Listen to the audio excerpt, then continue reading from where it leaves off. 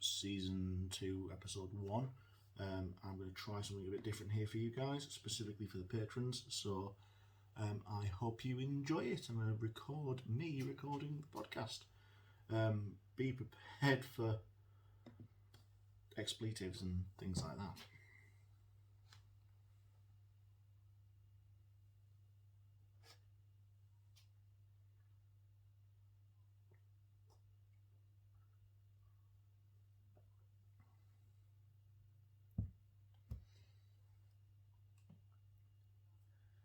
Hello again and welcome back at last to Signals to Danger. Marriage and honeymoon is out the way, other engagements and arrangements removed from the table. You once more have my full, undivided attention. I would like to take the opportunity to thank Chris, Bessie, Rex, Neil and Sue for signing up to the Patreon. It's brilliant to see you there. Thank you so much for your support. And considering how long it's been since the last episode, I've kind of made a decision to draw a line under it and make a move into what's going to be Season 2 of the podcast. So this is Season 2, Episode 1. And now I've looked back on here and there's something not quite right with the sound settings, which is why I do it like this, so I can tweak it and get a little bit more gain in there, get a bit more volume and probably record some high depth sound. And then you get to see why the first minute and a half of my time recording this podcast is rubbish and I'm going to delete it. Oh well.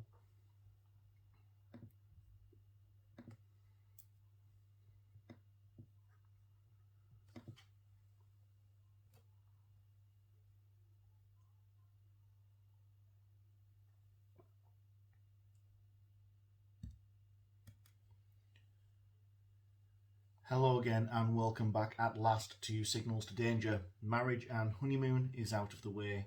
Other engagements and arrangements are removed from the table. You once more have my full, undivided attention. I would love to take this opportunity to thank Chris, Bessie, Rex, Neil and Sue for signing up to the Patreon.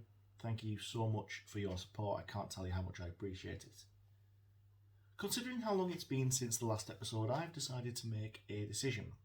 I'm going to draw a line under Season 1 and make a move into a second season of the podcast. So this is Season 2, Episode 1. Once again, I am sorry that it's taken so long to get here and I can only apologise for the wait. Now that we're back, should I just stop rambling and get started? Okay, here we go. Metal and wood, splintered and bent, burning and crackling, shouts of pain, cries for help. While the world ripped itself apart on the fields of Flanders, how could it be that some of this day's most terrifying sights could be found on a remote section of Scottish railway? The year is 1915 and the place Quintinshill.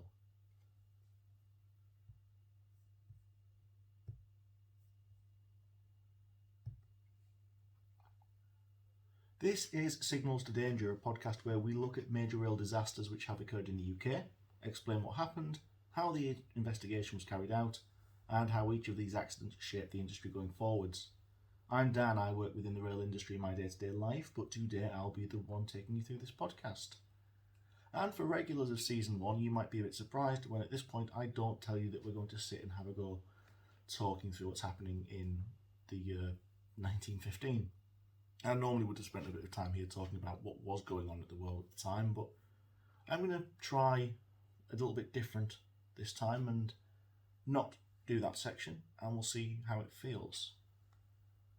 In 1915, the nation, and indeed the world, was firmly in the grip of the First World War.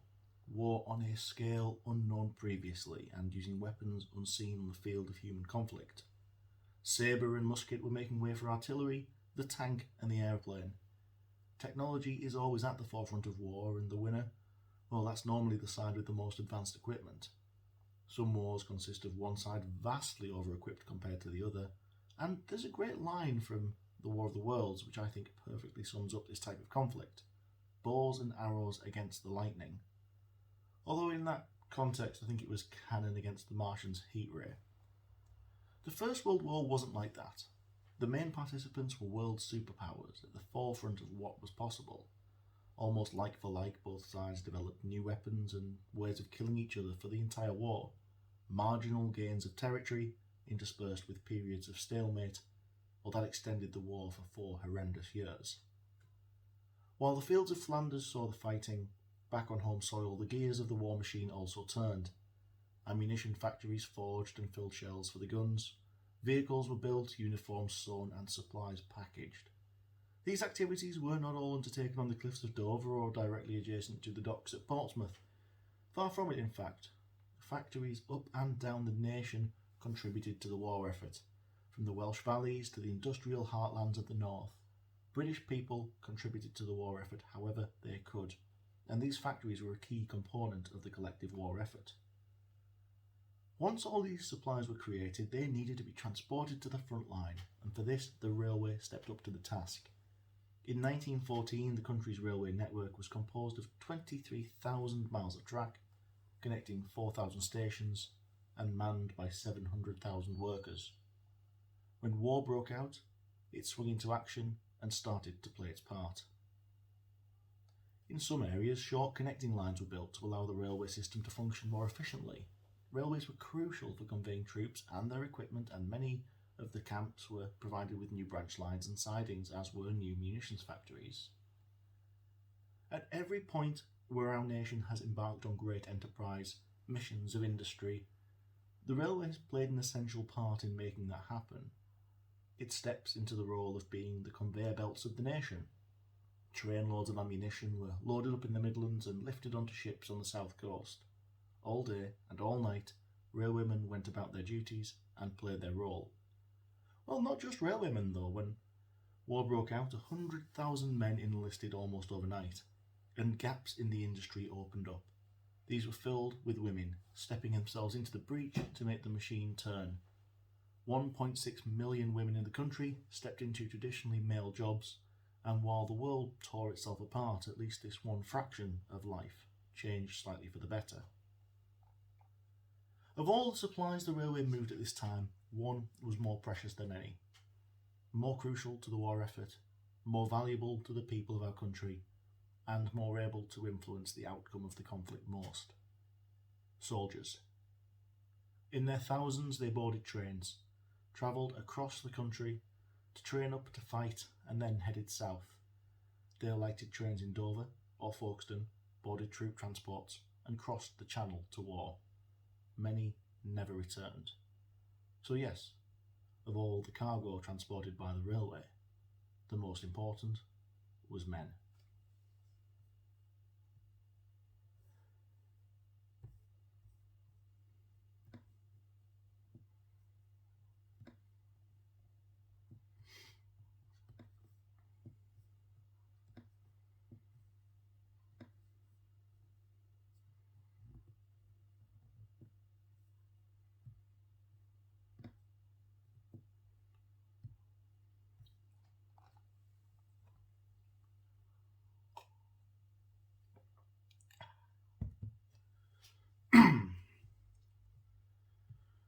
By the 22nd of May 2015, the Great War had already been raging for nearly a year.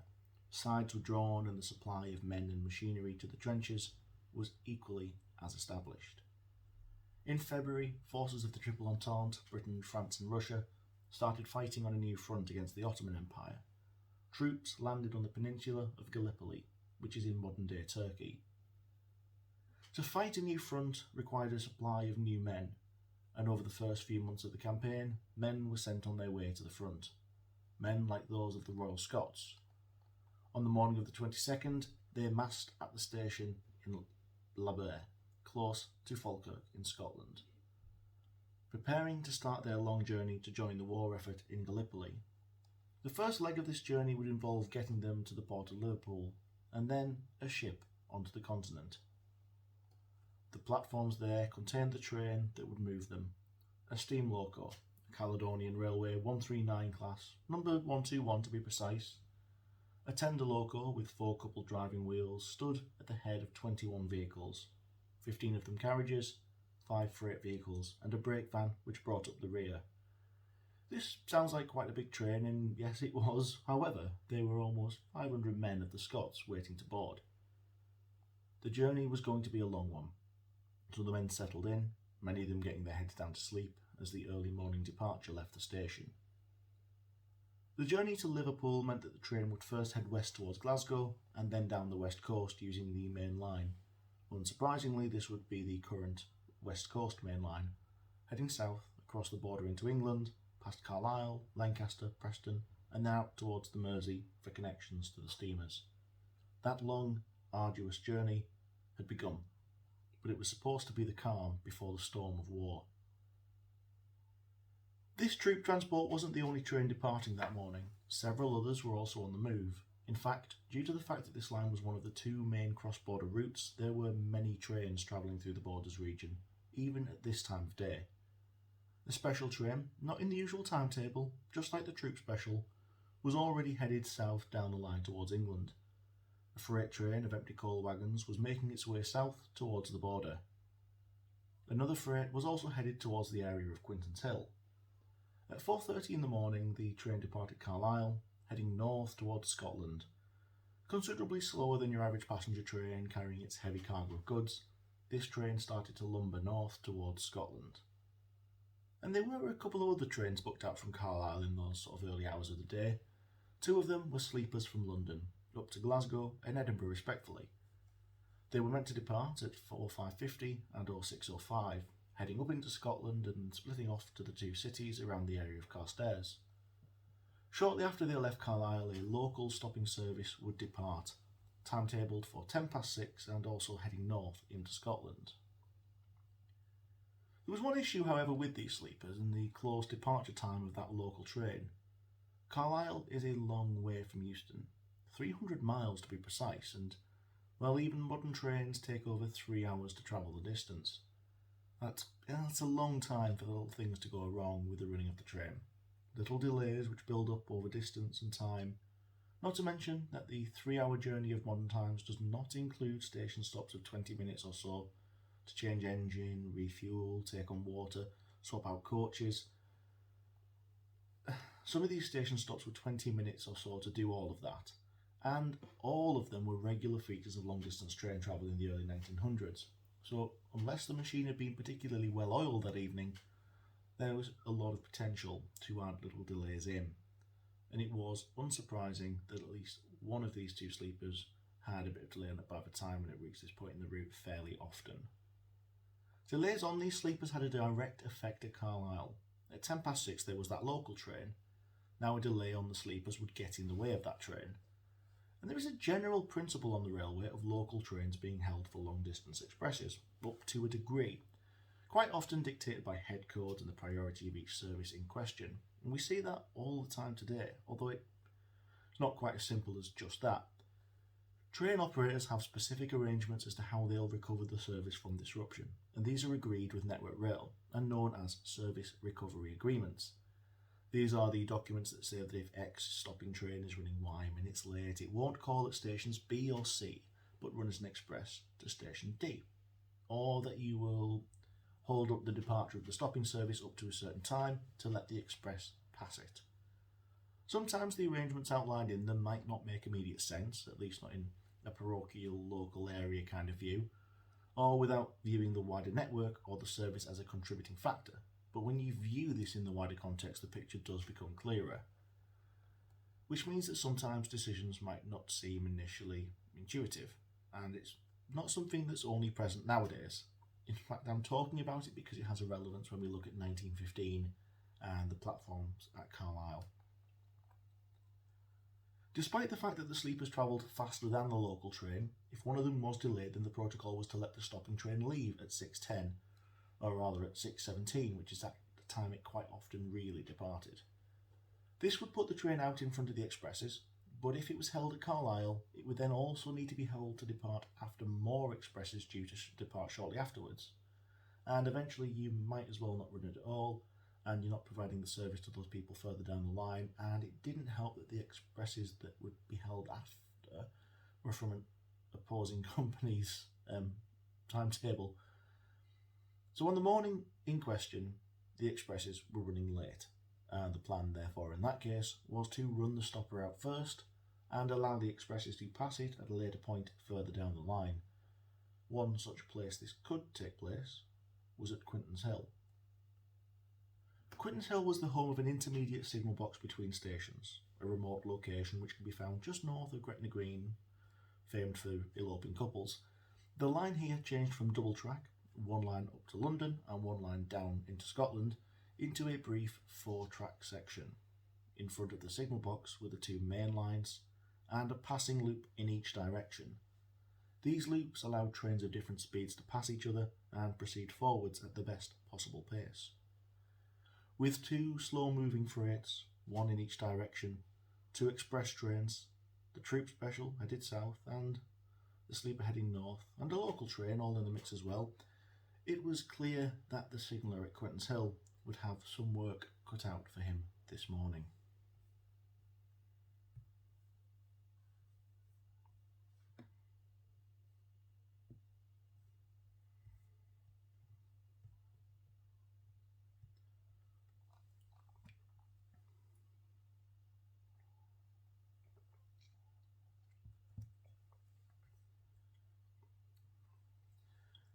Being a signalman could be a lonely role, especially if you were on the night shift. Wrapping up his night turn on the morning of the 22nd was George Meakin. His shift was due to end at 0600, so he wasn't far away from the end of his time in the box. His replacement was on the way, James Tinsley, who normally travelled up to the box on the local train from Carlisle, which in itself is interesting because that train wasn't due to leave Carlisle until after the night shift had ended. Well, that's a factor that would come up later in the investigation into what took place here. The first of the trains to arrive at Quintinshill that morning was the northbound freight train. In order to make way for the passenger trains following it, Meakin sent the train into the northbound down loop. Once the train was settled in the loop, it cleared the main line and Meakin could start looking at what else was headed his way. Next was the northbound local train. His relief, Tinsley was on board, so I'm sure Meakin was conscious of making sure it was dealt with promptly. Meakin told in his account to investigators the local train was belled to me at 6:20, accepted at 6:20 and arrived at 6:30, and knowing by my information that the 5:50 and the 6:50 express trains from Carlisle were running late, I considered that it would be a necessity to shunt the local train at Quintinshill. Meakin received his bell signals from Gretna Box offering him the local train 20 minutes after his shift ended, and with the main being clear, he signalled back to accept it straight away. The train arrived in front of the box 10 minutes later. He knew the fact that the expresses were following the local train meant that he needed to shunt the train here at Quintinshill and clear the path for those expresses heading up to Glasgow and Edinburgh. It was at this point, he was confronted with an issue. The down loop, which he would ideally have used, was occupied, and the down freight was already sat there, so the loop wasn't available. There was another option that was available, although it feels a little bit uneasy.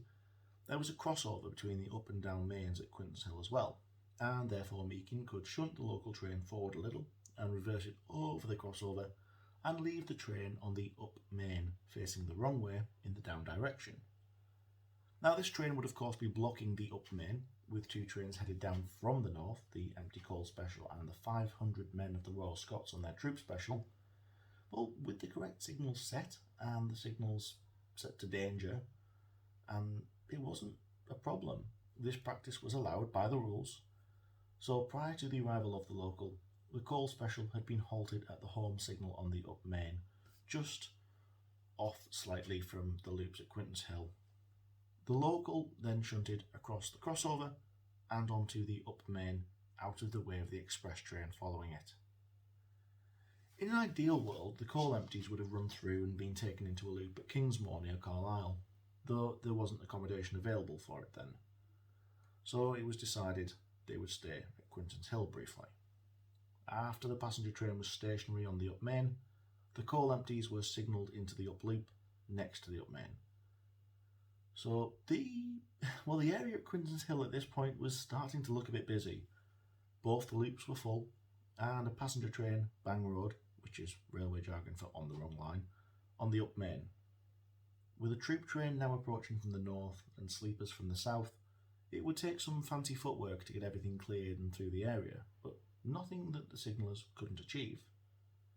The next step would be for the expresses to pass on the down main, then the local would shunt back onto the down main and continue with its journey, and then the two freight trains released from their respective routes when possible after the troop train had run through the area down towards England. Convoluted, a little bit fiddly, but manageable and safe. Meakin's account continued. At 6:34, I replaced the loop point and the signal. The local train arrived at 06:30 and my mate, meaning Tinsley, his relief, arrived by that train and would reach the signal box a minute or two afterwards. I made my mate aware of the position of the trains at and approaching my box, and he took charge of the work from that time. Meakin recounted how he told Tinsley that the coal train had been shunted into the loop to make space for the troop train, that the local was stood on the down main, and that the expresses would now be leaving Carlisle, so there was no time to run the local to the next station, Kirkpatrick. He told him that the troop train had passed Lockerbie and had been going through at 6:32, so in his mind Tinsley should have had a full awareness of what was going on. Following his handover to Tinsley, Meakin sat in the corner of the box and started to read the paper which had been delivered on the local stopping train, addressed to Tinsley, I might add. He, according to him, did not take any further role in the signalling, nor did he pay any attention to the work of his colleague. The solitary workplace of the signal box was slowly becoming less so. Shortly after Tinsley had entered, the fireman of the local train joined him. There was a reason for this. He didn't just fancy the warmth and a brew. It was Rule 55. This rule stated that if a train was brought to a stand at a signal within 3 minutes in clear weather or immediately in rain, snow or fog, the driver must dispatch his fireman, guard or any shunter riding on the train to the signal box to ensure that the signalman was aware of the presence of the train, and that all safeguards to protect it were in place. This rule had been brought in to try and protect trains after a spate of accidents where signallers had forgotten trains stood on the tracks at their signals. Once a representative from the train was sure that the train was protected, he was to sign the register as confirmation. They were also joined by the brakeman of the empty coal train, inquiring as to how the rest of his journey might look, how long they might be detained. For a short time, Meakin sat in the box, reading his paper and sharing the occasional fact about the ongoings of the war. He paid no attention to the signalling being done by Tinsley, and at some point in the first of the delayed express trains sped through from south to north without incident. By about 10:07, Meakin prepared to leave the signal box. As he was doing so, he became aware of something being very wrong. The troop train passed the box. It collided head-on with a local train sat on the up main just beyond. The noise was horrific. Wood splintered, metal screeched. Meakin turned, having maintained an awareness of where the respective trains were, and called back to Tinsley, "Where is the 6:05? The point of collision beyond the troop train and the local train was 62 yards south of the signal box, just past the points of the crossover road in the up line. When this collision occurred, the engine of the local train was driven back 42 yards and the four coaches of his train driven back for a distance of about 136 yards, the couplings between the tender and the leading engine being broken. The tender of this engine was on the upline, but the engine itself was now derailed in the 6-foot way.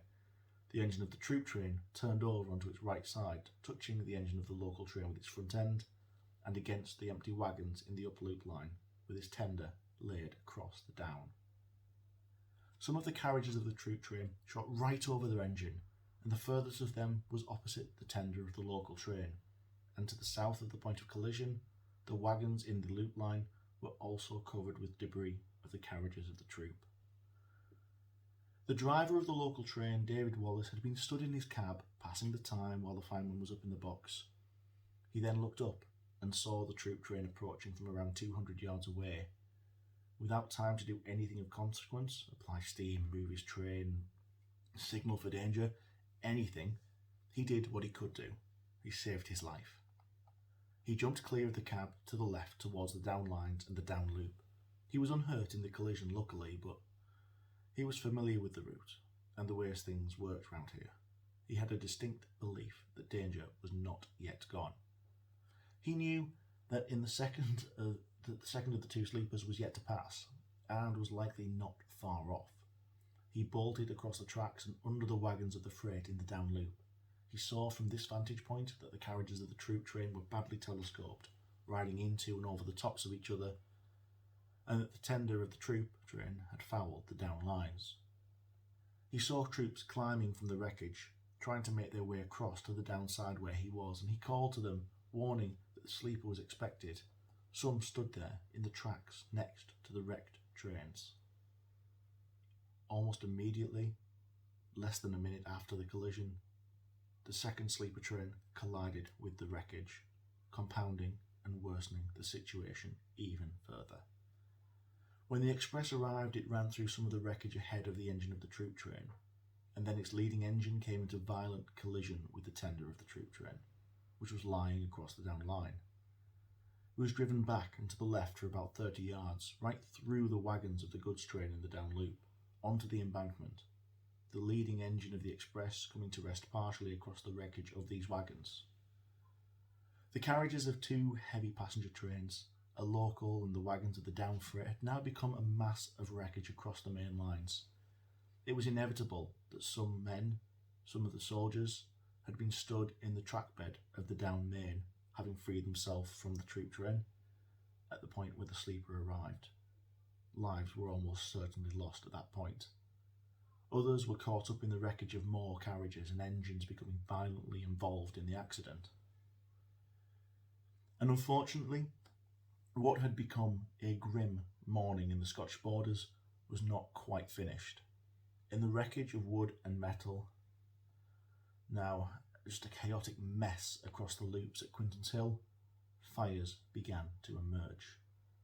One of them was noticed by the brakeman of the troop train.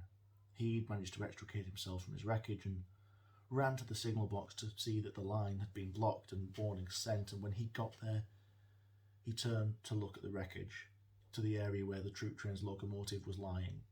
A tongue of fire rose from that wreckage, 2 yards tall, and he turned to a soldier near him, who had also freed himself. "Look at that now," he said, "and there is no water." David Wallace, the driver of the local train, saw that same fire spring up. He collected extinguishers from the wreckage of the express and mounted a roof on the wreckage. One after another, he discharged the 4 or 5 extinguishers into the growing blaze, but they did not seem to make much of an impression. Fires built up around where the engines of the trains had been buried and surrounded by wooden coaches to the point where it started to burn fiercely. Tenders had been upended. They no longer carried enough water to realistically fight the fires, and there just weren't enough extinguishers to fight the growing blaze. Then on top of everything came the sound of explosions, several of them heard by many witnesses, throwing debris into the air and scattering a sort of shrapnel around the scene. The tanks for the gas lighting on the 12 vehicles of the troop train, which featured the older setup. The war effort had pressed older stock into service, so the slightly dated gaslit carriages were spending more time out on the network and less time headed to the scrapyard. 12 of them had featured within the troop train. With little stopping it and plenty of fuel, the fire spread, and rescue was truly a race against time for those trapped within the wreckage of the trains. In 2015, the BBC reported the words of Colonel Watson, a then 100-year-old veteran of the Royal Scots. He said, "All that could be rescued were rescued. Many of them had amputations carried out underneath burning carriages so that they could be rescued. But many, of course, were trapped in such a position that they couldn't be got out, or else the fire had taken hold and they couldn't be got to." What a helpless position these men must have found themselves in, many sleeping completely unawares and then suddenly thrust into this world of disaster with not one but 2 enormous collisions. The fire started to reach the cargo carried by the Scots on their train, and the crackling flame, shifting wood and shouting men was joined by the sounds of small arms and rifle shells starting to cook off in the luggage of the destroyed train. In the weeks and even years after the accident, Other stories would be told about the sound of gunshots in the wreckage. Stories about men trapped, with flames advancing, who reached for their weapon and took what they thought might be a less horrific route to their maker. Other stories also did the rounds, those of officers who worked their way around the carnage, shooting men who were trapped with no hope of escape, those who lay, wounded, hurt, trapped, and begged for the mercy. A truly terrible concept, but we only need to revisit the scenes from New York 86 years later in September of 2001. People in not insignificant numbers made a very similar decision when trapped between flames and freedom. As horrendous as it is, my personal belief is that I thoroughly believe it took place. In the 2015 interview, Watson continued, "Of course, since we've heard stories of some soldiers being shot and some possibly taking their own lives, it's never been formally documented. My own personal belief is that it probably did happen, in a sense of compassion, of mercy killing. It's almost impossible, sitting here, to comprehend what it was like that morning."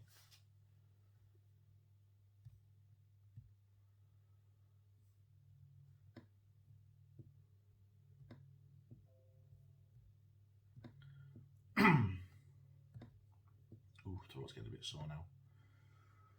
Right, that was a long bit. Time to wet my whistle.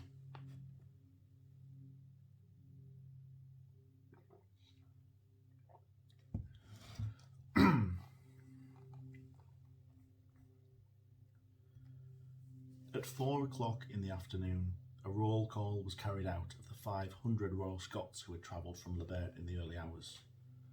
58 men and 7 officers were capable of answering their name as they paused from the work of trying to help the wounded. 65 of 500. White sheets covered bodies in the field next to the line before they were transported away to either a local church or down to Gretna. Images of the scene would most likely haunt those who had seen it for the rest of their lives. 3 passenger trains and 2 freight trains had come together in the most brutal way, shattering a peaceful morning. The fire brigade had arrived on the scene at 11 a.m. and joined the efforts to tackle the blaze, and even with their assistance, it took till the morning after the accident to finally extinguish the flames on this remote Scottish section of track, and only at that point could the work of recovery begin, and the efforts to understand the toll of the accident. By the morning of the 24th, newspapers were already reporting the accident as the country's worst, the deadliest on our shores. The initial estimate of the dead was 158 lives lost and over 200 injuries. As the wreckage was cleared and the details became clearer, those numbers firmed up. Of the passengers on the local train, 2 lives were lost, and the express train accounted for 7 further deaths and 54 injuries. But when these numbers were compared to the losses on the troop special, the scale of Quintinshill really comes into view. An exact number of the Royal Scots was very, very difficult to pin down. The roll list of the regiment was destroyed in the fire following the crash. But in the end, a death toll of 227 was attributed to the accident, with a further 246 injuries. The next highest death toll from a railway crash in our country, well, that would take place at Harrow and Wealdstone 37 years later, and that was over 100 short of the casualty toll here. The war continued and men were still required for battle, so a couple of days after the accident, a call went out to raise a new battalion in Edinburgh, which now feels a little cold, but men were needed. Tragedy here didn't stop the war in Gallipoli or Flanders. On the 24th of May, the bodies of the Royal Scots were returned to Edinburgh for burial. Unfortunately, not all of them could make the journey. A number were never recovered, their bodies completely destroyed by the scale and ferocity of the blaze. Of the troops from the special, 83 bodies were identified, 82 were recovered but unrecognisable, and 50 were missing altogether, giving the regiment's total of 215.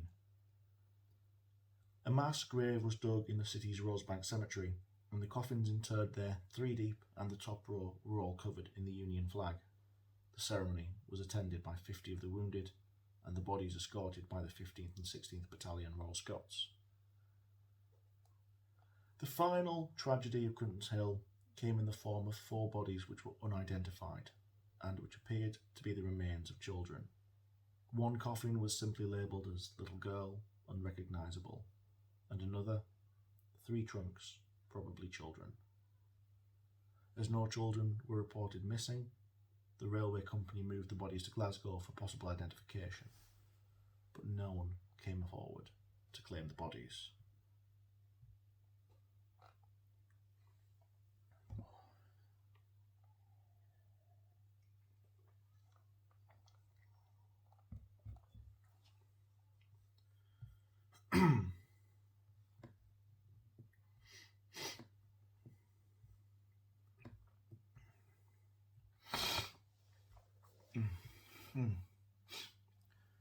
Quintinshill is the worst accident which has ever taken place on our small island, by nearly double that of the next accident down the list is Harrow and Wealdstone.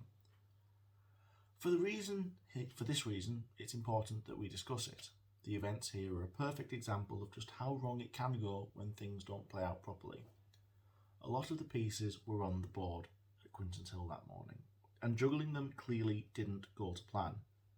But despite the complexity of what was being done there was a way of moving all those pieces around which didn't lead to disaster. So now it's time to understand what went wrong in that remote section of line and why infamy, not ambiguity, was the destination for Quintinshill. And to start to understand that, we need to revisit that morning, specifically what happened in the signal box. The railway has many rules, many rules, but they are all in place for a reason. One look at the modular rulebook folders that staff are issued with nowadays is all you need to understand that. So a good place to start might be to look back at the day and to start to wonder about how the rules were followed on the 22nd of May 1915.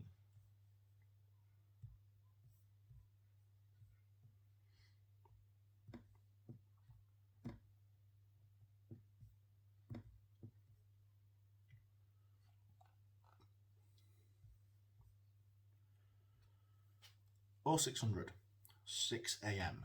That is the time that James Tinsley's shift started in the signal box at Quintinshill. And it's also the time that George Meakin's turn of duty came to an end. This is the time that the railway expected both men to swap duties and the time they were paid till and from. It's not unreasonable. This sort of arrangement happens in every single job. So it really does beg the question as to how Tinsley was supposed to commute in from Gretna to Quintinshill on a train which wasn't even supposed to leave Carlisle until 6:10, and actually we routinely know that didn't leave until 17 minutes past. It doesn't seem to work out unless time travel did take a part in the equation. This wasn't a rarity either. This was an established way of working. The signaller in Gretna would contact Tinsley, who lived in the town. He would do this if the local train was going to be shunted at the loops, and in this circumstance he would make his way to the station and board the train. This meant that realistically he was normally arriving about past, and in turn, when Tinsley was working the night shift, Meakin would arrive at some point between 6 and past, although he lived a little closer, 12 minutes walk away, so both men had attested to having come to this arrangement between themselves. It wasn't authorised, it wasn't a formal arrangement, nobody had assessed or sanctioned it, because they both wanted to get a little bit of a lie-in on early turns. It was just 2 blokes who worked something out between themselves, and I imagine they believed that it was a harmless alteration which changed nothing.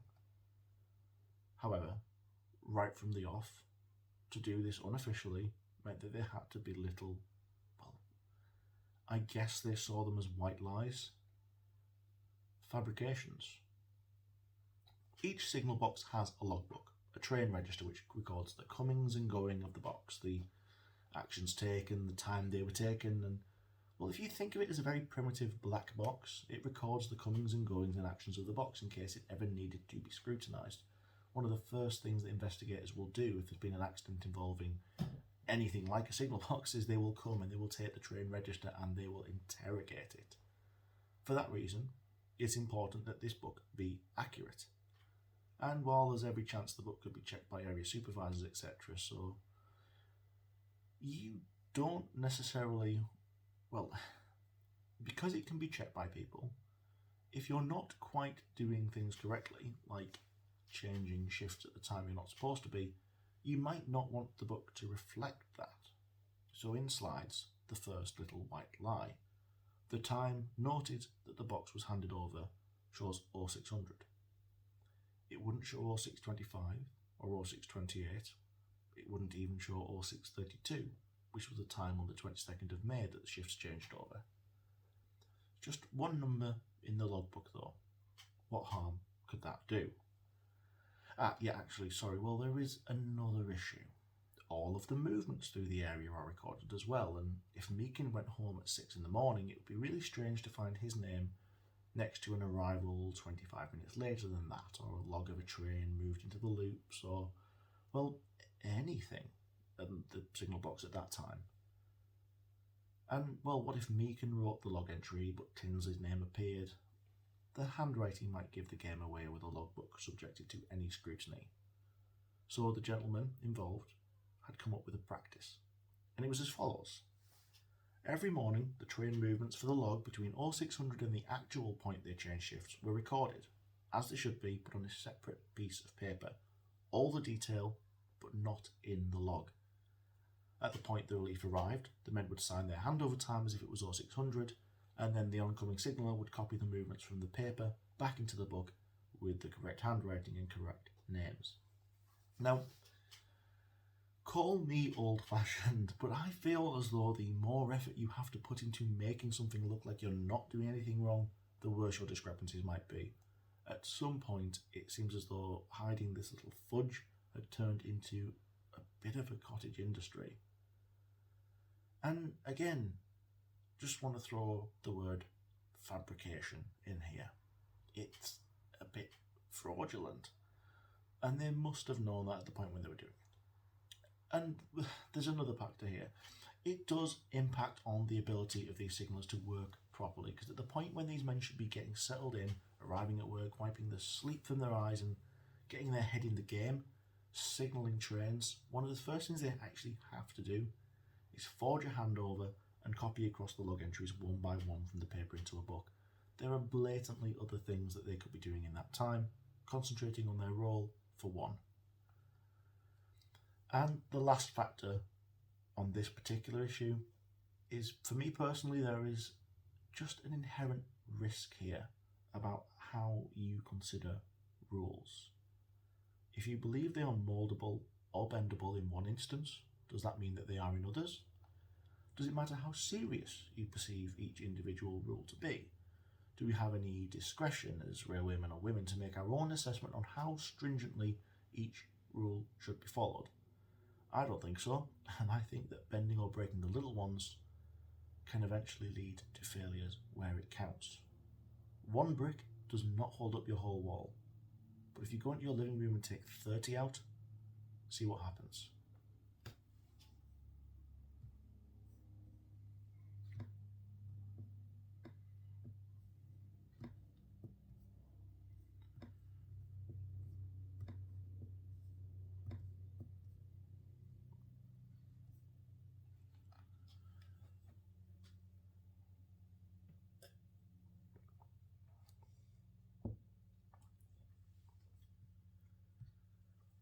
One of the most crucial parts of understanding Quintinshill is understanding what happened in that signal box.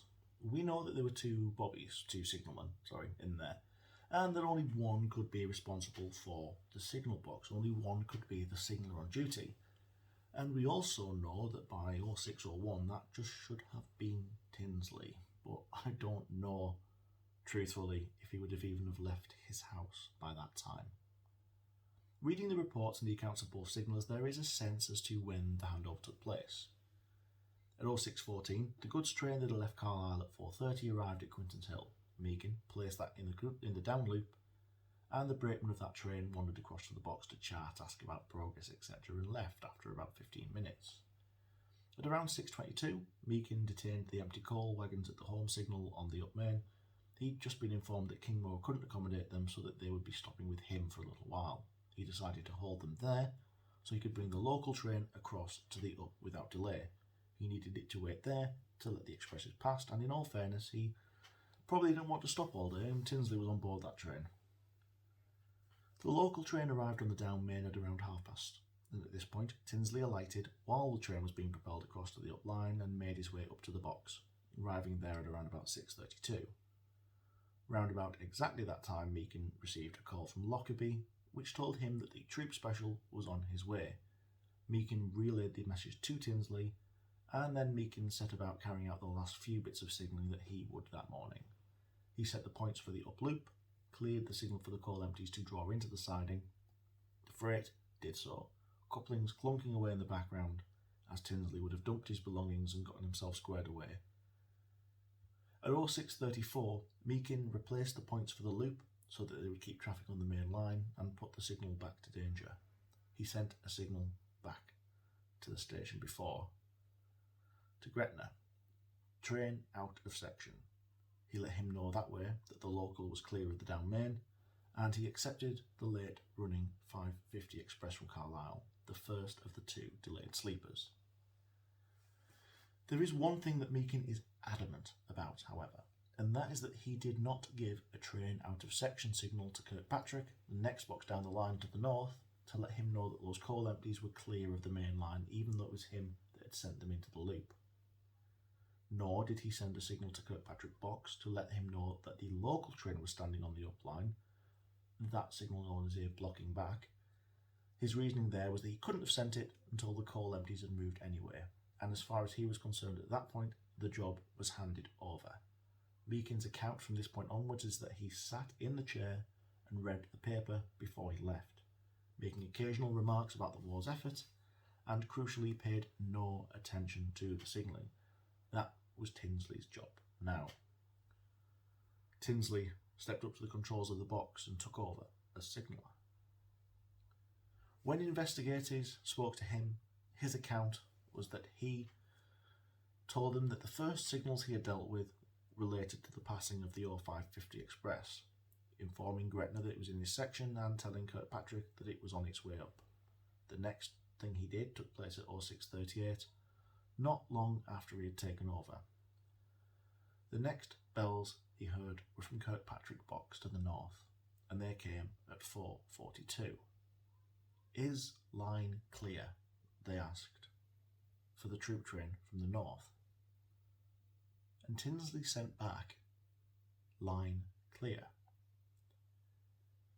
Apparently, from the point that he had alighted from the local train, he told investigators, to the point the first collision occurred, the train stood 60-odd yards outside the box on the up main, completely escaped his memory.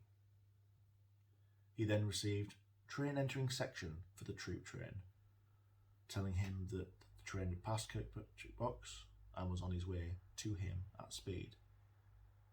He offered it forwards to Gretna, the next box to the south, and it was accepted. So with a train offered from the north, a train accepted from the south, the theoretical route now existed for the troop train to travel at line speed from Kirkpatrick through the up main at Quintinshill where the local was standing and on to Gretna. But there was one thing stopping that collision occurring: the final step of pulling the signals. And Tinsley did it. One by one he cleared the upline signals, completely forgetting the local train in the progress. At around about the same time he was offered the second sleeper from Gretna. Not knowing the mess he had just set in motion, he accepted it, and 2 minutes later it too was entering the section and offered forwards.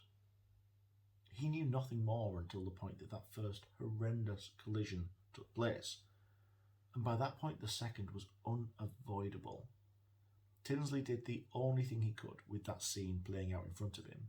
He signalled in both directions. Obstruction, danger. The lines were blocked, no further trains would arrive, but 5 already lay haphazardly arranged across the 4 tracks in front of him. It was very clear that Tinsley had forgotten the stopper, the local train, and had accepted the troop train straight through it. His relatively feeble explanation was that The only thing I can account for my forgetting about the local passenger from Carlisle standing on the up line was my mind being occupied in entering up the times of the trains between 6 and the hour that I took duty. But was that enough of a reason for all of this carnage? Frankly, no. By 1915, the railway had seen enough death and destruction to rely simply on people's memories to remember what trains were in the way of others, and that's why rules, processes and procedures were amended and had specific safeguards introduced over the years. It's over 100 years ago now, but Quintinshill did not take place in the industry's infancy.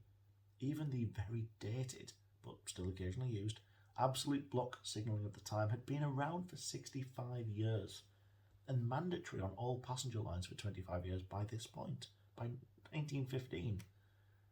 This was not the railway of the first half of the 1800s, reliant on timetables for train separation. No, this was the full-on industrial revolution, technological marvel of the turn of the century railway. And this wasn't good enough. So next, I think we should look at the safeguards which should have prevented this accident, and try and find out why they didn't manage to.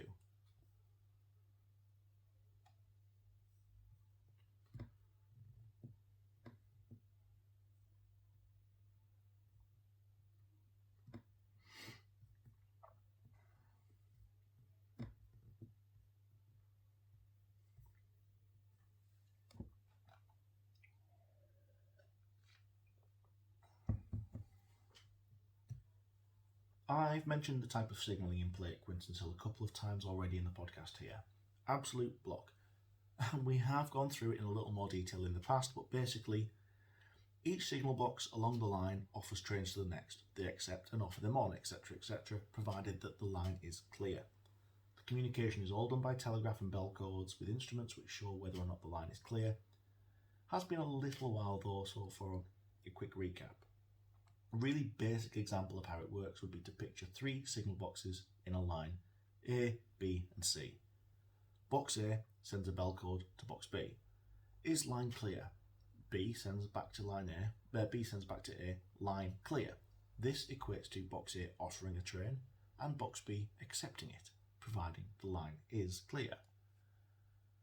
Box A then sends a code, train entering section. B acknowledges and then immediately sends a code to box C offering the train forwards. Is line clear? If C answers yes, then box B will clear all of the signals, allowing the train to run through, and so on and so forth, all the way down the line. There is one final part to this cycle though, and in terms of Quintinshill, it has real prominence in this accident. Once the train is passing signal box B, and the signaller is happy it's complete and the line up to his box is clear, he sends a last signal back to box A, train out of section. This resets the block equipment back to normal and lets the signaller at box A know that he can offer another train down the line. In fact, without having received train out of section, he's not allowed to, and the equipment in his signal box will lock and prevent him from doing it erroneously. So, if we think back to one of the things that Meakin said in his testimony, he had not given a train out of section signal to Kirkpatrick to let the signaller there know that the coal train had gone into the loop. Which is really interesting because Tinsley stated that the first interaction he had was related to the northbound express and then the erroneous acceptance of the troop train and clearing of the signals. If neither of the men sent a train out of section to Kirkpatrick, then the troop train couldn't have been offered. Somebody did. Somebody isn't remembering the whole story. The signaller at Kirkpatrick logged the train out of section as having been sent at 0634. That's the time that George Meakin stated that he had set the points to normal and returned the signal to danger, and the time on the clocks between the two boxes was shown to be accurate. So had you just set the points to normal and returned the signal as danger, and the line was clear, that would be the exact point you'd probably send that signal back across. However, Meakin studiously denies having done it. Whichever one of the men in that box did send the signal to Kirkpatrick, and I think it's clear that I have a feeling on which one it was, they wouldn't have been doing something wrong in isolation. The line was cleared of the last train Kirkpatrick had sent, and the wagons, if they'd just been looped for the troop train and the local wasn't in the equation, that's exactly the signal that would need to be sent. The goods wagon would go into the loop, that signal would be sent, and then Kirkpatrick could offer the troop train forwards. But we can't forget the local train because it was there. The indicator equipment that sent signals back and forth couldn't be set to show that a train was on the line without Kirkpatrick having offered one. This is just the way the system was worked. But there was a way that the box in Kirkpatrick could be warned that the line had been blocked by the local train. A signal that the signallers at Quintinshill could have sent to them was called blocking back. A different bell code which would have warned him, don't send another train. Yes, that one you sent me is clear now, but don't send another one because I've got something in the way and the line isn't clear. That bell code should have been sent immediately after the train out of section signal. It would have informed Kirkpatrick not to offer any trains forward as the signal section was occupied. Tinsley states that he never sent this code to Kirkpatrick, and Meakin states he couldn't, as when he placed the local on the up, the wagons were still on the up themselves, which would be a moot point if he vigorously denied sending that train out of section, as he would have had a finger on the equipment needed to send it and would have been the one who'd facilitated the offering of the train in the first place.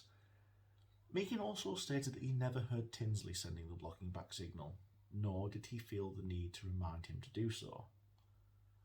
Tinsley, well, he was adamant that he didn't take control of the signalling until 2 minutes after that bell code was sent. But who's to say? What is clear is that at the time, and in fact for the 34 minutes before that point, there shouldn't have been any ambiguity as to who was signalling trains. It should only ever have been Tinsley. So we find ourselves here. Tinsley has forgotten all about the local service. He's probably been able to see it from the windows of the box if he'd looked, but his time was spent moving from the register as he entered the paper scribbles into the book proper, as if he'd been there since 6, and the lever frame and bell equipment as he answered the odd rings that signified the first sleeper coming through. The first safeguard is gone. Somebody told Kirkpatrick that the line was clear. He doesn't know the local was shunted, so he offers his troop train across. Ding, ding, ding, ding. Is line clear? And Tinsley, bereft of the memory of the train sat outside, the very train he came to work on, sends back, ding, ding, ding, ding. Line is clear. The train is accepted. A few minutes pass. Kirkpatrick sends him a message, another bell code, telling him that the troop train is coming into his section, headed towards the local stood there on the line. As he would any other day, Tinsley offered the inbound train to Gretna to the south, and Gretna accepted. The line was clear. All that remains now is for Tinsley to set his signals off, to clear them, to allow the troop train to steam past uninhibited. And this is the point where another safeguard should have stepped into play. When Tinsley went to pull the lever, the signal lever to clear the signals, he should have found a collar on it. A physical piece of metal slipped over the top of the handle, which physically prevented him from releasing the signals. At the point when the local was shunted across and sat behind the home signal in a position which would be dangerous if it was cleared, a collar should have been placed on that lever. In exactly the sort of situation as this. When the train was forgotten about, it would have offered protection, turning the country's worst ever crash into a nerve-wracking near miss or a frustrated wait at a signal that should be clear. But it wasn't the case. Meakin did not fit a collar when he brought the train across, nor did Tinsley when he took control, although by that point he had professed to having completely forgotten about the train. Meakin's words on the subject were, "The local passenger train was crossed to the upline by my operation, but after the arrival of that train on the upline, I did not put the lever collar onto the up-home signal. Did not consider it necessary so long as I had charge of the box to put on the lever collar." I think we can all appreciate the necessity with the benefit of hindsight. Tinsley, he told investigators, "I am aware of the regulations for the use of the lever collars, but having only used them for the protection of vehicles taken off trains and stored in the loop, and this was done to prevent me from making a mistake in running a train into the loop when it was blocked. I did not use the lever collars for the main line because when the main line was blocked I had obtained the blocking back authority from the signal box in the rear, and my instrument at that time would be locked, and in my opinion there was not the same necessity for the use of lever collars. Tinsley was relying on the use of the blocking back protection, which had not been arranged on this occasion, despite whose responsibility you might believe it was to have sent that signal.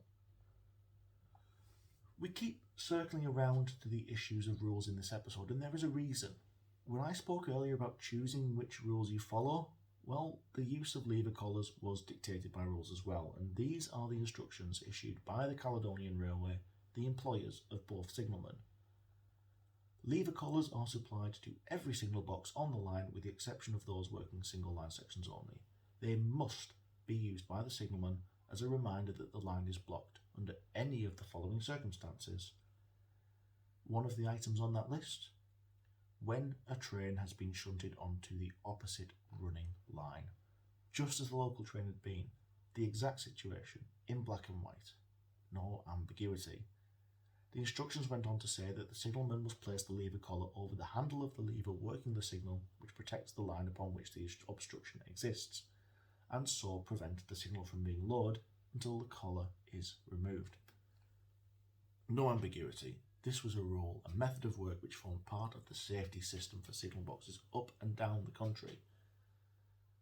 Neither of the signalmen placed a collar, neither seemed to appreciate the black and white nature of the instruction.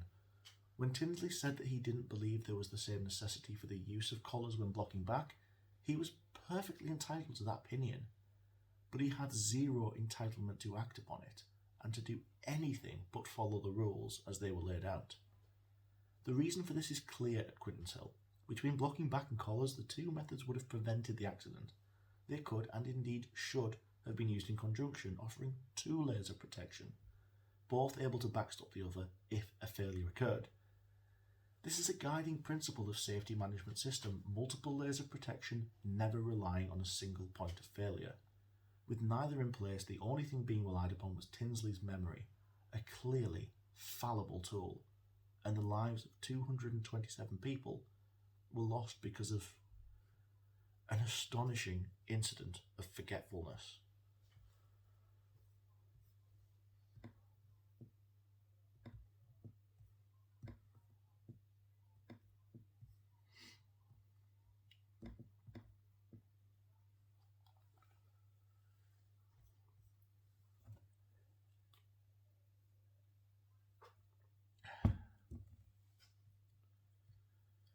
This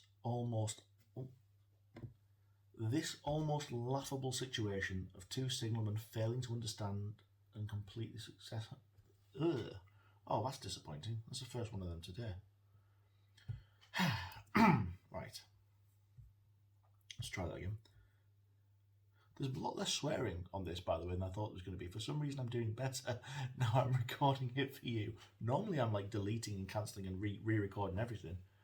It's a good job, really, because this episode's already over an hour long. Anyway, this almost laughable situation of the two signalmen failing to successfully complete the duties expected of them is just frustrating.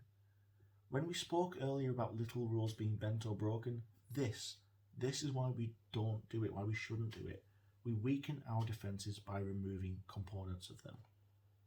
There was one last chance. One chance for somebody who wasn't based in that signal box and complicit in the mistakes and errors and, quite frankly, culture that was going on in there. They could have saved the day. They weren't concerned with checking a fraudulently completed train register or getting a look at the morning paper to check the goings on of the war. There was somebody else who could have made a difference. And that means we need to speak once more about another rule that we touched on earlier, Rule 55. Rule 55 was designed to halt the spate of accidents which was occurring due to the forgetfulness of signalmen such as Tinsley. Under the rule, trains stopped at signals must dispatch a member of the train crew to the signal box. He went not only to remind the signaller of the presence of the train, but also to check separately that all of the necessary precautions were in place. collars, blocking back.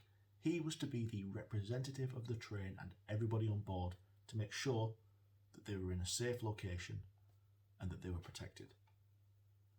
Part of the rule itself says, where mechanical or other appliances are provided to serve as a reminder to the signalman that certain signals must not be lowered or turned off, he must make prompt use of such appliances. In our context, that's the blocking back and the lever collars. The rule continues, the guard, shunter or fireman who has gone to the signal box in accordance with clauses A and B must return to the train after receiving an assurance that the signalman has protected it by such appliances.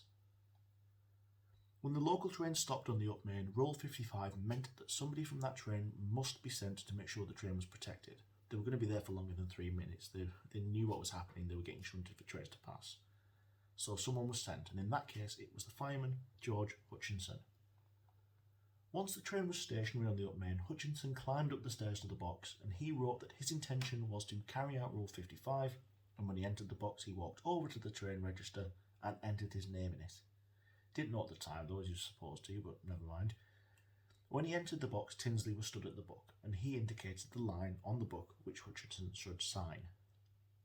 Hutchinson's own words, when speaking to investigators, were that I am aware it is my duty when carrying out Rule 55 to see that my train is protected and thereafter to return to my engine, but I did not carry out this rule in its entirety as I remained some time in the signal box. When I left the signal box, I did not see that the lever collar was placed upon the up-home signal lever, but simply took the signalman's word for it that he knew we were on the up line. There is an old adage about making assumptions and how they make an ass out of you and me. Hutchinson made an assumption that the signaller knew and had remembered that he was there. And why wouldn't he, I suppose? He'd just gotten off the train, hadn't he? But he made the effort to go up to the box as the rules said. So he went through the motions, but he didn't actually carry out the simple act of just looking over and glancing for the collar on the lever, or just getting confirmation. You're right, mate, you've got us protected, haven't you? Just like the use of collars themselves, this rule didn't allow for ambiguity or interpretation. Hutchinson should have gone up to the box, signed the register, sought assurance that his train was protected by a collar, and then immediately returned to it. He didn't, and as a result, when he returned to the signal, when he returned to the train, he saw the signal ahead of him clear and the troop train bearing down on them. He narrowly avoided the collision by jumping from the train and hiding under the wagon train in the up loop, almost identical to what his driver was doing on the other side of the locomotive. A third potential protection, one more defensive wall against this horrific accident, specifically one designed to capture and defend against the forgetfulness of signalmen. Ineffectual, because a black and white process was not followed.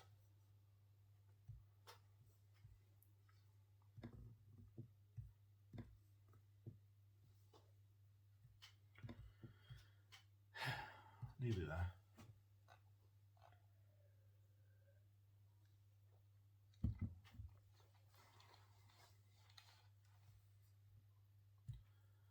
The Board of Trade Investigation unsurprisingly laid the blame for the accident at the foot of the two signalmen. Remarks in the conclusion clearly highlighted their failings. Meakin crossed the 6:10 local train from the down to the up line, and it was unquestionably his duty to have protected it, both by sending the blocking back signal to Kirkpatrick and also by placing a clip on the up-home signal lever before handing us over his duties to Tinsley. Tinsley should have also seen that the 6:10 local train was properly protected, as he was fully aware that it was standing on the up line, but his attention was probably taken up by making the numerous entries in the register and also in dealing with the signalling of the two expresses. Having got the troop train accepted by Gretna Junction at 6:46, he lowered all the signals for it, forgetting all about the 6:10 local train, which was standing only 62 yards away from the centre of the signal box. Hutchinson, the fireman of the 6:10, did not escape a mention. He came to the signal box to carry out Rule 55 and signed his name in the register in accordance with the instructions. Tinsley saw him do this, and although Hutchinson remained in the cabin some 4 minutes before returning to his engine, he neglected to get an assurance from Tinsley, that his train was protected by a collar being placed on the lever of the up-home signal, as he should have done. The conclusion continued. This disastrous collision was thus due to want of discipline on the part of the signalman, first by changing duty at an unauthorised hour which caused Tinsley to be occupied in writing up the train register book, and so diverted his attention from its proper work, secondly by Meakin handing over the duty in a very lax manner, and thirdly by both signalmen neglecting to carry out various rules specifically framed for preventing accidents due to forgetfulness on the parts of signalmen. After a train crash, particularly nowadays, there can be a few investigations taking place concurrently. The RAIB, they will undertake an investigation to a certain cause, the Rail Accident Investigation Branch. They don't apportion blame, they go through the technicalities. This is what happened, this is why it happened. Police forces, or the Health and Safety Executive, they can undertake other investigations and pursue prosecutions if such a case would be appropriate, but they tend to take place separately. This is kind of similar in 1915, although the location of its accident brought its own complications. Due to the fact that Quintinshill is just that close to the border with England, a number of people recovered actually died in hospitals in England. For this reason, there was a much broader mix of organisations involved, and the whole system became quite convoluted. The Railway Department of the Board of Trade had responsibility for the actual accident report, what I've written the majority of this podcast episode from. But in Scotland, the Prosecutor Fiscal investigates deaths, and in the UK, the Coroner investigates deaths. If the Prosecutor Fiscal found culpability on the part of anyone, he could order their arrest and charge them with culpable homicide. Whereas if the Coroner's jury in the UK, in England, found that the death was due to neglect, the Coroner could indict charges of manslaughter against the named parties. The Coroner for Carlisle, Mr. T.S. Strong, he asked for guidance from the Home Office, and he was instructed to conduct inquests on those who had died in England as he would in any other situation. Now, that inquest opened in May, but it was adjourned until June to allow the Board of Trade investigation to finish up. When the coroner's jury had heard evidence from others, including Tinsley, Meakin and Hutchinson, Strong, he summed up the evidence to the jury, and he highlighted that if Meakin and Tinsley had obeyed the rules on, the register, the blocking back, or the lever collars, they couldn't have forgotten that stationary train there. He concluded his summing up of the whole case with, "If you find as a result of your deliberations the rules and safeguards were broken by one or more of the railwaymen concerned, or in other words that they have been negligent, there remains one point which you must decide, and it is this.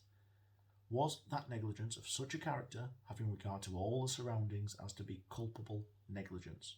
In other words, gross negligence. If so, it was manslaughter." The jury deliberated and decided that culpable negligence was to blame, and therefore a charge of manslaughter brought.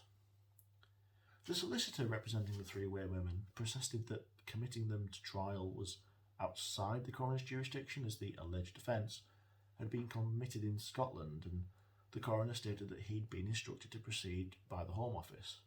The verdict of the English inquest was to leave Tinsley in an unusual situation as well, because, he was arrested by the Scottish authorities on the 29th of May and charged with culpable homicide. He now faced a charge of manslaughter in England, based on exactly the same case. After the discussion between the law officers of both countries, it was decided to proceed against the three men in Scotland. The 24th of September brought a trial at the High Court in Edinburgh. Tinsley, Meakin and Hutchinson were the defendants, and all three pled not guilty to the charges of culpable homicide and breach of duty. In what seems like an incredibly short time frame by today's standards, the case concluded after a day and a half. It had been submitted to the Lord Justice General that there was no case to answer by Hutchinson. The submission was accepted by the General, and the jury were actually instructed to find Hutchinson not guilty at the conclusion. No witnesses were called for Meakin and Tinsley, but their counsel sought to persuade the jury that neither had been criminally negligent, but that Tinsley had just had a momentary loss of memory. Lord Strathclyde, presiding, summed up the case with the following, scathing statement. At 6:45 in the morning of the day in question, the men in the signal box at Quintinshill were asked to accept the troop train coming from the north. They accepted it. That meant that they gave the signal to the north that the line was clear and that the troop train might safely come on. At that very moment when the signal was given, there was before the very eyes of the men in the signal box a local train which was obstructing the line on which the troop train was to run. One man in the signal box had actually left the train a few minutes before, just at the time when it was being shunted onto the up line. The other man had a few minutes before directed the local train to leave the down main and go on to the up main. That is the staggering fact that confronts you. If you can explain that fact consistently with the two men having faithfully and honestly discharged their duties, you should acquit them. If you cannot explain that staggering fact consistently with the men having faithfully discharged their duties, then you must convict them. The jury retired to consider their verdicts at 12:40 p.m. and returned only 8 minutes later, finding Hutchinson not guilty as directed, but Tinsley and Meakin guilty as charged. After hearing mitigation, Lord Strathclyde sentenced Tinsley to 3 years penal servitude and Meakin to 18 months imprisonment. Hard time for the causation of a very hard moment in the railway's history. Very nearly there. Conclusion time now.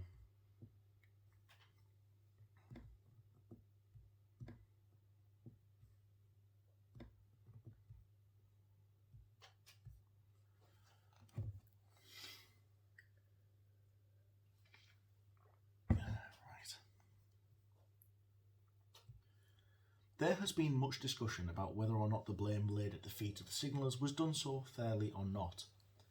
It's incredibly unlikely that some of the practices that were so heavily criticised could have been done without any knowledge of the company, and that in turn means that some of the blame should surely have been taken by them. It was their safety culture and their rules, and they were not making sure it was done properly. The unusual timed shifts, for example. Tinsley used to board the stopper at Gretna Green Station. That is the station where the station master was responsible for managing Quintinshill signal box. I find it incredibly implausible that they would be unaware of the fact that one of their signallers was stood on the platforms nearly half an hour after their shift started. Adding to this, that surely the railway should have had some interest in trying to ensure that safety rules were being followed, and a culture was clearly in place when they weren't. A 2015 BBC documentary entitled Britain's Deadliest Rail Disaster, Quintinshill, talked in some detail about the fact that those two men may actually have been made scapegoats for the railway. It also found fault with the railway company's desire to run a peacetime service to maintain profits, even though the network was experiencing extra wartime traffic. It talked of the pressure that this would have put on signalling staff to maintain the service and the times. It also criticised the railway company and the government for using older wooden stock for the troop train, arguing that it was already known it was unsafe and in the process of withdrawal, and that this was a risk that was not justified even in the environment of war. Finally, the documentary also sought to take some blame away from Tinsley because he may have been suffering from a form of epilepsy which affected his short-term memory, which they argued may have explained why he might simply have not been aware of the waiting local train. At the very least, it was telling that both men were released after a year, and both ended up working for the railway once more after they returned back to the world of free men and work. Could it be possible that they were paid to take the fall? There are certainly those out there who believe that's the case, although who am I to say? I try to deal in facts, tend to deal with reports and reputable news sources and things like that, but there's definitely food for thought there. Finally, let's talk about memorials. The accident at Quintinshill is marked by a number of them. A large stone Celtic cross and a roll of honour can be found in Rosebank Ceremony, Edinburgh, the burial place of the Royal Scots who lost their lives. An annual memorial is held there where respects can be paid. In Glasgow in 2011, a memorial was unveiled to the lost children who were killed in the crash. At the city's western necropolis, the memorial stone reads, "The lost children of Mary Hill. They were sadly never named or claimed." If you were to travel to St Anne's Church in Portsmouth, there you would find a plaque in memory of Lieutenant Commander Charles Harold Evelyn Head, Royal Navy. the Whitehead officer of HMS Vernon, killed in a rail accident at Gretna Green while on naval service. Possibly not where you would expect to find a memorial referencing this accident, but it was placed there by his fellow officers. A little closer to the scene, you can find a cairn in Gretna Green, atop a bronze plaque reading, "In memory of 214 officers and soldiers of the 7th Royal Scots, the Royal Regiment, who, together with a further 13 railmen and other passengers, died in the Quintinshill rail disaster on the 22nd of May 1915. The crash site, about half a mile to the north, can be seen from this spot. That memorial was erected by the Scottish area of the Western Front Association in May of 1995. And finally, one last memorial, one last plaque, can be found on a bridge overlooking the scene of the accident.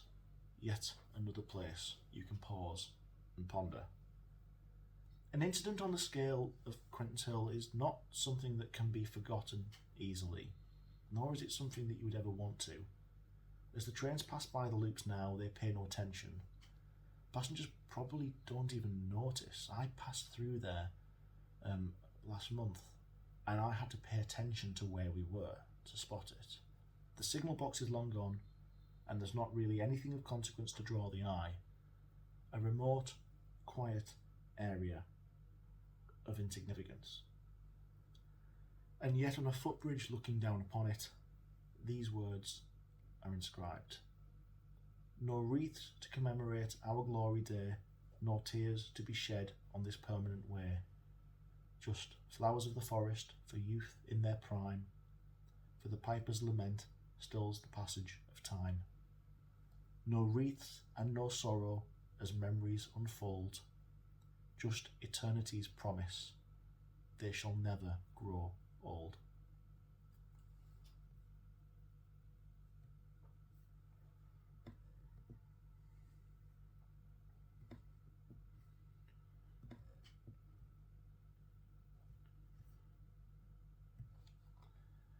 Thank you once more for joining us as we start season 2.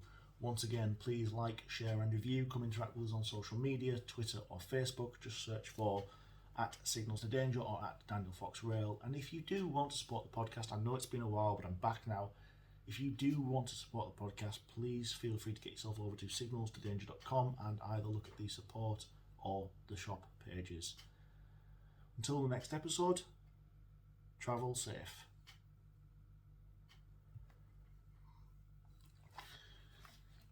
And that is what a relatively successful podcast episode recording looks like. They don't always go like that.